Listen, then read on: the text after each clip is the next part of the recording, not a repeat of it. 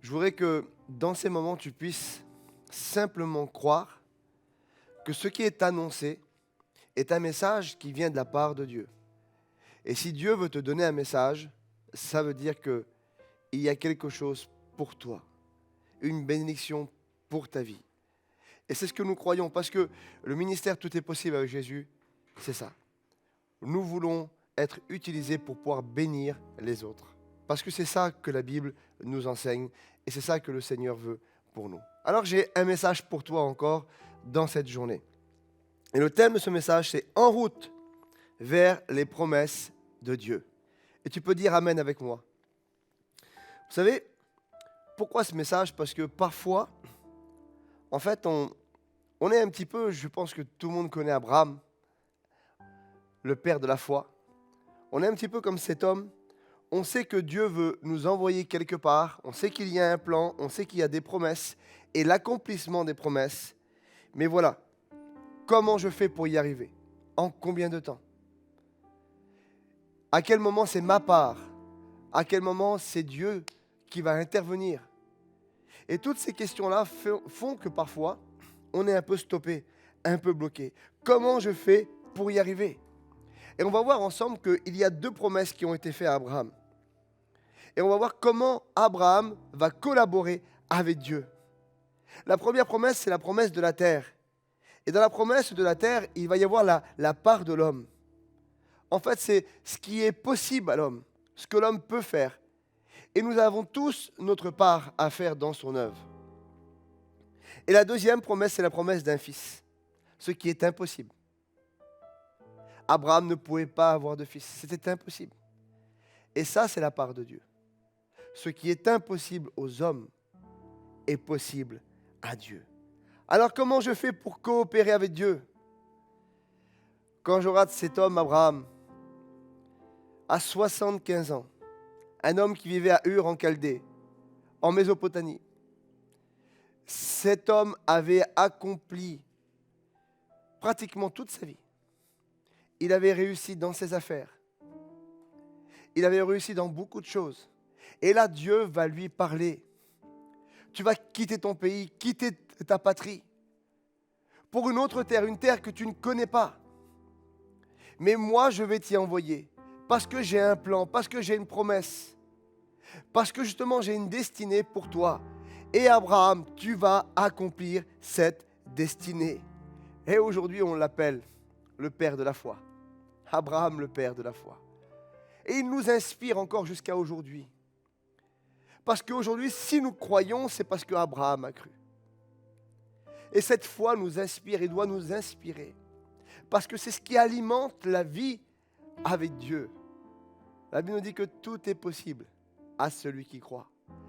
Et voilà ce que nous devons vivre.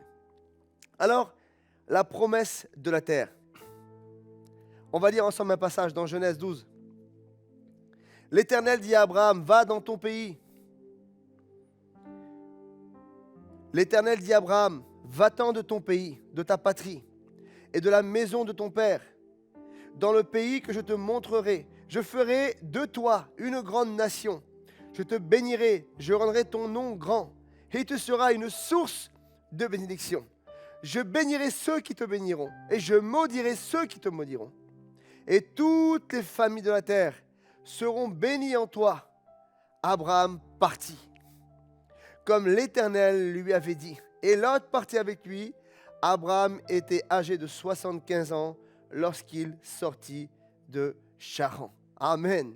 Oh oui, la terre où on est. La terre où on est à l'aise. La routine. Vous savez, on dit souvent ça, nous à Paris, métro, boulot, dodo. Et parfois, c'est bien plus facile. Notre quotidien est là. Nous sommes installés dedans. Et parfois même tout va bien. Famille, travail, petite église, on va évangéliser, on travaille pour Dieu, on fait plein de choses. Et quelque part au fond de nous, parfois on a ce sentiment que pourtant, on n'accomplit pas réellement le plan de Dieu pour nos vies. Nous avons besoin de réaliser, de comprendre vraiment ce que Dieu a pour nous. Il y a un homme qui m'a beaucoup inspiré. Cet homme, c'est David Wilkerson. Cet homme qui était installé, un homme de Dieu extraordinaire, aux États-Unis, dans un petit village, avec une église. Tout se passait bien. Et un jour, Dieu va lui parler. Parce que Dieu avait un plan pour lui. Dieu avait une destinée pour lui. Dieu avait préparé quelque chose de spécial pour sa vie. Dieu avait préparé une terre pour lui. Et Dieu va parler à cet homme et dire, voilà, tu vas aller à New York. Tu vas aller dans l'un des endroits les plus dangereux, là où il y a des truands, là où il y a des personnes qui tuent des gens, où il y a des gangs, des gens qui sont dangereux, et tu vas aller porter le message de l'Évangile. Et je me suis mis un petit peu à la place de cet homme. Quel dilemme. Quitter l'endroit où il est, quitter sa famille, laisser sa femme et ses enfants pendant un temps pour aller faire ce que Dieu avait pour lui. Mais il n'a pas hésité. Il a obéi à Dieu. Pourquoi? Parce que il a été sensible. Il a voulu entendre ce que Dieu avait pour lui. Alors vous connaissez l'histoire, cet homme est parti aux États-Unis. Cet homme est parti à New York. Il a été dans ces endroits qui étaient vraiment dangereux. De tout son cœur, avec foi, avec assurance, avec confiance. Bien sûr qu'il devait y avoir parfois des difficultés, bien sûr qu'il devait y avoir parfois des dilemmes.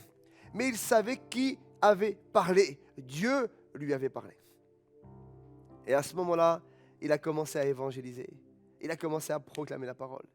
Et là, il y a cet homme que tout le monde connaît, tout le milieu évangélique connaît, Nicky Cruz, qui a reçu la parole, qui a reçu le témoignage de Jésus-Christ et qui a accepté le Seigneur Jésus. Et à travers cela, un grand réveil s'est fait, une grande église s'est montée. Et ça a duré pendant des années où des personnes se sont converties, des personnes se sont approchées de Dieu, des personnes qui étaient dans des gangs, ont quitté des gangs pour accepter le Christ. Pourquoi? Parce qu'un homme a obéi, parce qu'un homme a cru que Dieu lui avait préparé une terre et a décidé de rentrer dans cette terre-là. Est-ce que les circonstances étaient bonnes? Certainement pas. Est-ce qu'il n'y a pas eu des questions? Qu'est-ce qui va se passer? Où je vais aller? De quoi je vais vivre? Qui sera avec moi? Qui sera contre moi? Oui, il y a eu ces questions. Mais il s'est rappelé d'une chose. Qui avait parlé? Et c'est Dieu qui avait parlé. Et je te pose cette question à toi. Qui t'a parlé? Qui t'a donné une direction? Alléluia. Si tu considères que c'est Dieu, alors n'hésite plus. N'aie plus peur. Ne crains plus. Mais laisse Dieu te conduire dans toutes choses. En fait, Dieu veut bouger les choses. Dieu veut bousculer certaines positions. Sortir de notre routine. Pourquoi? Parce que parfois la routine nous empêche d'aller justement en terre promise. Il faut absolument se poser les bonnes questions. À un certain moment de notre vie, on a besoin de se poser et de dire, Saint-Esprit, je veux aller plus loin. Je veux comprendre plus. Je veux goûter plus. Parce que ton œuvre, ton amour, ta puissance est bien plus grande que ce que je connais encore. Il y a plus à vivre. Il y a plus à découvrir. Il y a plus à voir.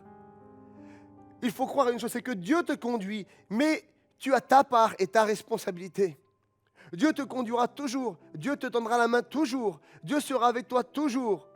Mais si tu ne décides pas d'obéir, si tu ne décides pas d'être à l'écoute, alors tu ne prends pas ta part et tu ne saisis pas ta responsabilité. Nous sommes tous responsables de nos actes et de nos choix. Et ces actes et ces choix auront des conséquences. Auront des conséquences. Nous devons en être conscients. Nos choix auront des conséquences.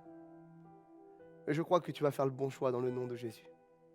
Je crois que tu vas saisir les paroles de l'Éternel pour ta vie. Oh oui, cette terre, tu la visualises. Tu la regardes maintenant, là, tout de suite, là où tu es. Et tu déclares, Seigneur, je vais y entrer. Et je vais y vivre. Parce que tu l'as déclaré. Alléluia. Amen. Alors pour ça, on a besoin d'une chose. Quittez vos limites. On a besoin de quitter nos limites. Qu'est-ce qu'Abraham a fait? Comme je le dis, le chemin vers la terre promise n'est pas semé que de roses et tout est bon, tout est bien, il n'y a pas de problème. Non, non, non. Il y a des moments où il y aura des combats. Mais dans ces combats, on a deux solutions. Soit on en ressort victorieux, ou soit on reste à terre. Mais on sait avec qui on rentre dans ces combats, avec celui qui a été victorieux pour nous et qui va nous rendre victorieux. Il faut juste le saisir. Alors Abraham, il va se passer quelque chose. Il quitte sa patrie, il quitte son pays, en route vers la terre promise. Et là, il y a une famine qui va arriver. Hop, une épreuve. Et dans cette famine, alors il y a une grande confusion. Abraham va certainement paniquer. Abraham va être retranché quelque part dans ses limites et il va faire quelque chose. Donc il va aller en Égypte. Vous savez, le mot Égypte n'existait pas à l'époque. Le vrai mot pour le mot Égypte, c'est le mot Misraïm, qui veut dire les limites. Abraham, quelque part, spirituellement, prophétiquement, a été dans le pays pour déterminer ses limites. Quelles limites il avait? Jusqu'à où il était prêt à aller? Quelle muraille il était prêt à dépasser? Quelle barrière il était prêt à renverser? Et en fait, il y a des moments où Dieu, pour voir jusqu'à où on peut aller, va nous pousser justement dans des limites pour qu'on puisse briller ou pour qu'on puisse comprendre des choses pour aller plus loin. Et c'est ce qui s'est passé avec Abraham. Sauf qu'Abraham a été déstabilisé. Ça l'a conduit quelque part dans la crainte, dans la panique. Il a été déstabilisé et en fait la terre de l'Égypte est devenue la terre du compromis. Et quand tu rentres dans une terre de compromis, alors écoute-moi, le compromis et Dieu, ça ne fait pas bon ménage. Dieu ne veut pas que tu fasses de compromis avec ce qu'il t'a donné. Dieu t'a donné certaines choses pour que tu les vives, pour que tu y crois et pour que tu y rentres. Dieu ne veut pas de compromis. Non, non, on fait des compromis dans le monde. On fait des compromis dans le business. On fait des compromis dans beaucoup de choses. Mais avec Dieu, il n'y a pas de compromis. Que votre oui soit oui, que votre non soit non. Non. Nous voulons vivre avec conviction, force, puissance dans ce que Dieu nous a donné. Et là, on voit que Abraham, retranché dans ses limites, en fait, on a naturellement facilité à rejeter certaines choses, certains aspects en fait de qui on est vraiment. De qui on est vraiment. Sais-tu qui tu es vraiment? Sais-tu qui tu es vraiment? Parfois on le sait. Et quelque part pour certaines idées, pour certaines situations, pour certains problèmes, on est capable de renier certains aspects de notre vie, de ce qu'on est en Dieu, pour essayer de passer certaines épreuves. Parce qu'on pense qu'on va les passer plus facilement. Parce qu'on pense que ça ira un petit peu mieux et on se dit, Seigneur, tu connais toutes choses. Tu vois, ça je ne peux pas, c'est difficile. Mais Dieu justement te connaît. Et s'il t'a appelé, c'est qu'il savait que tu étais capable de passer toutes ces épreuves sans compromis, mais dans une conviction forte et ferme dans ce que tu as reçu. Alléluia. Vous savez, un jour, il a fallu que je sorte de mes limites. Un jour, il a fallu que je comprenne quelles étaient mes limites. Et j'ai compris en fait que j'avais deux limites. Moi-même, je vous parle de moi. La première de mes limites, c'était moi-même. Pensant que je n'étais pas capable. Pensant que je n'y arriverais pas. Pensant que ça serait impossible pour ma vie. Parce qu'on m'a toujours dit que j'étais faible. Parce qu'on m'a toujours dit que moi, en fait, je n'étais pas capable. Parce que quelque part, j'ai toujours cru ce mensonge du diable. Et c'était devenu pour moi une propre limite. Et ma deuxième limite, c'était les hommes. Les autres. Soit ce que les autres pensaient de moi, ou soit ce que je ferais pour que les autres ne pensent pas quelque chose, peut-être de mal, de moi. Nous avons besoin, mes frères et sœurs, d'être délivrés de l'opinion des gens, d'être délivrés du regard des gens, d'être délivrés de ce que les autres pensent, pour être simplement attirés, levant les yeux vers le ciel. Père, que ta volonté soit faite. Pas la mienne, pas celle des hommes, mais ta volonté. À toi, Seigneur. C'est comme ça que nous pouvons vivre et apprendre à découvrir. Je vous le dis, j'ai découvert ma terre. J'ai découvert ma terre, mais je vous le dis aussi, j'apprends encore à y vivre. J'apprends encore à y vivre avec foi, avec assurance, avec conviction, tous les jours. C'est un combat de tous les jours. L'ennemi est sans cesse essayant de nous attirer en dehors de la terre promise. Mais je veux y rester. Je veux y demeurer. Je veux y vivre parce que je sais que c'est là que sont les promesses.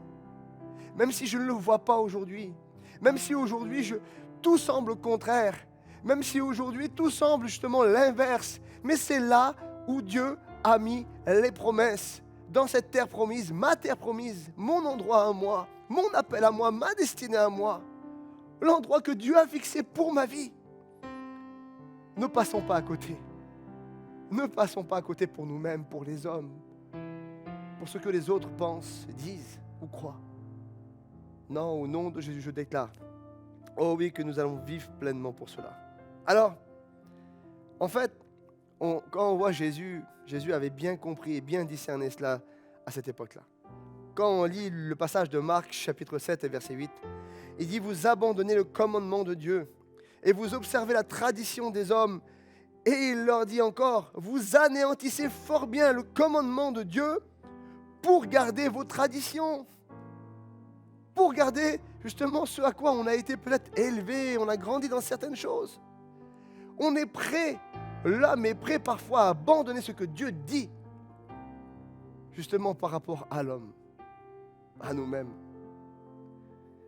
Alors, comment aujourd'hui? Comment tu quittes tes limites? Comment tu fais?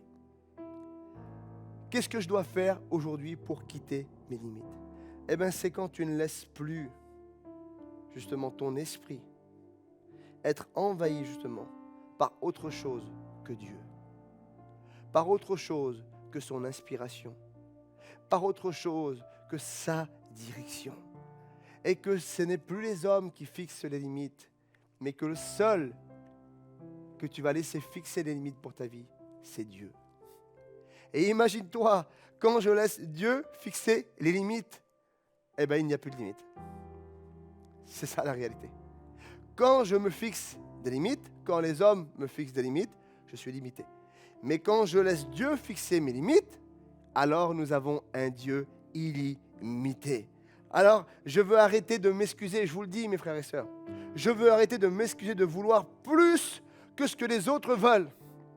Parce que moi, mon regard à moi, ma vision à moi, elle ne doit pas être fixée sur ce que les autres veulent, vivre avec Dieu. Non. Mon regard à moi est fixé sur ce que Dieu veut que je vive moi. Et trop de fois, on va s'excuser parce qu'on a le désir de vivre des choses et parce qu'autour de nous, on a des gens qui ne veulent pas les vivre, alors on est gêné quelque part. Tu n'as pas à être gêné, non. Si Dieu t'inspire, vis ces choses-là. Si Dieu t'appelle à vivre certaines choses, vis-les. Avance, fonce, cours vers le but. Dieu t'appelle. Alléluia. Amen. Dieu t'a parlé, il t'a donné le plus beau des miracles. Il t'a donné la vie. Et on devrait faire. Il t'a donné la vie, l'espérance, la puissance, l'autorité, un appel. Et on devrait faire comme si cela n'existait pas. Pourquoi? Une pseudo-humilité. Pour dire je suis humble, pour faire plaisir aux autres, pour ne pas choquer les autres. Mais quand je lis la parole de Dieu, celui que je dois suivre, je suis un disciple de Jésus. Quand je vois Jésus, qu'est-ce que Jésus a fait? Il a toujours choqué. Dans tous les endroits où il a été un moyen pour choquer les autres. Pourquoi? Parce que ce qu'il annonçait, c'était le royaume de Dieu. Et le royaume de Dieu, eh bien parfois il choque. Quand tu annonceras le royaume de Dieu, quand tu annonceras des vérités de la parole de Dieu, parfois tu ne te feras pas toujours des amis. Tu auras souvent de la contradiction. Tu auras souvent des vents contraires. Et c'est pour ça que Jésus nous a donné ces paroles. Qu'on serait persécuté, qu'on serait maltraité, qu'on serait outragé à cause de son nom. Parfois, on est prêt à être outragé, maltraité pour beaucoup de choses, pour plein de choses de la vie. Mais quand il est question de notre Sauveur, de notre Jésus, de notre appel, de ce qu'on a pour Christ, alors parfois on laisse tomber, on baisse les bras. Je t'appelle à lever les mains vers le ciel.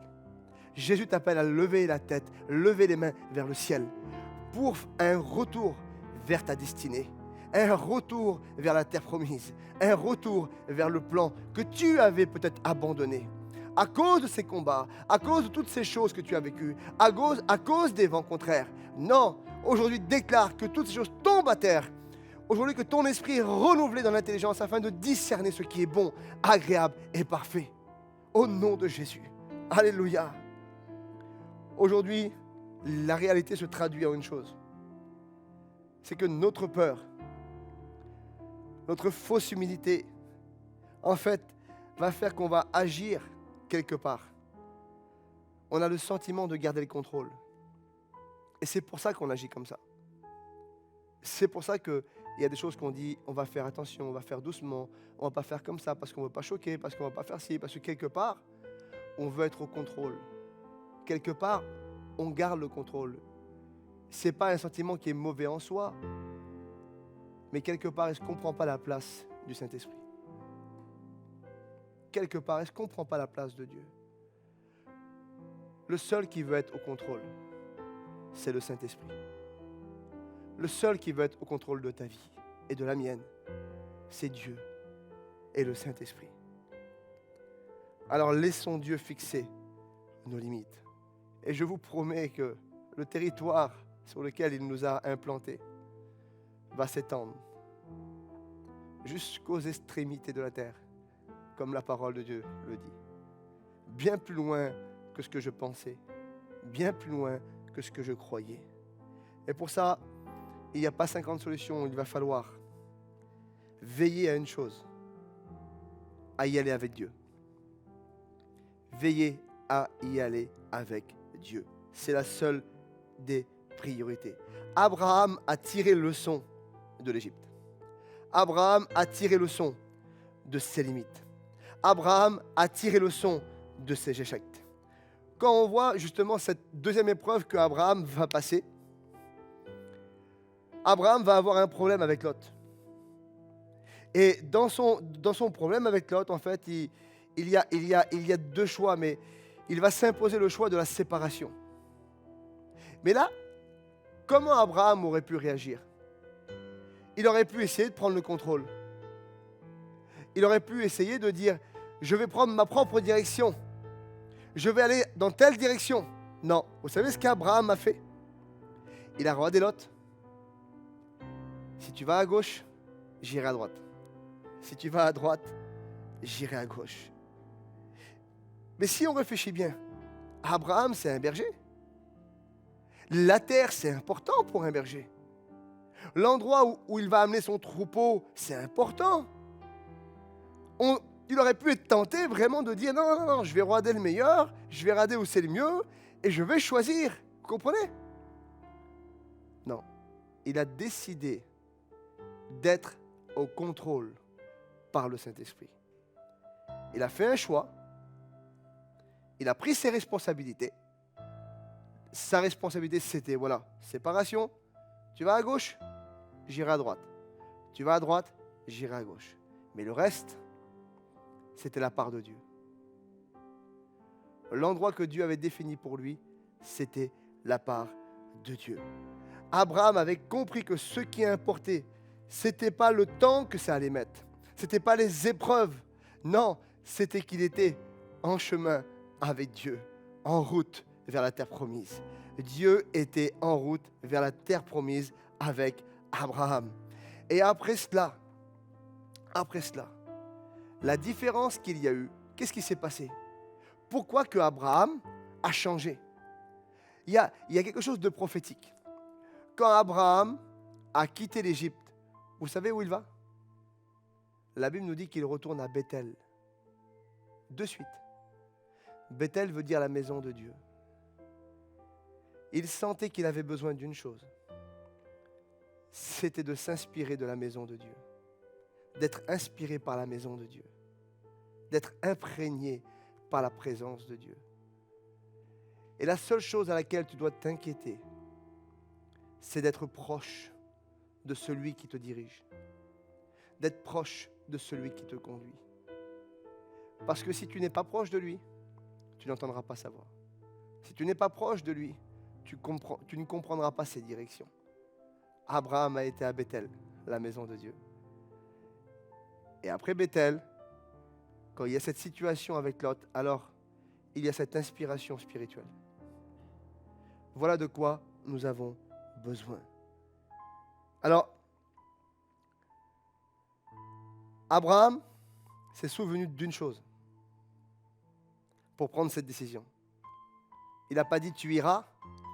Dieu lui a dit je te montrerai. Avec qui tu y vas? Pose-toi cette question. Avec qui? Avec qui tu es en route? Avec tes pensées? Une direction d'homme? Non. Avec celui qui t'a envoyé, encore une fois. Avec Dieu. Quand on voit les disciples, ils partent dans une barque. Et là, qu'est-ce qui va se passer? Est-ce qu'ils vont partir sans Jésus? Non. Et ils ont décidé de prendre Jésus avec eux dans la barque. Parce que tant que Jésus est avec toi dans la barque, alors il peut y avoir une tempête. Il peut y avoir n'importe quelle situation, n'importe quelle épreuve. Tu sais que Jésus est avec toi dans ta barque. Et encore une fois, c'est l'assurance pour toi de réussir. C'est l'assurance pour toi de ne pas échouer. C'est l'assurance pour toi de passer de l'autre bord. Alors je voudrais aujourd'hui vraiment que tu considères cette chose. Le fruit, l'accomplissement de ces choses, c'est la part de Dieu. La promesse de la terre, la part de l'homme. Mais la promesse du fruit, la promesse du Fils, c'est la terre où tout est possible.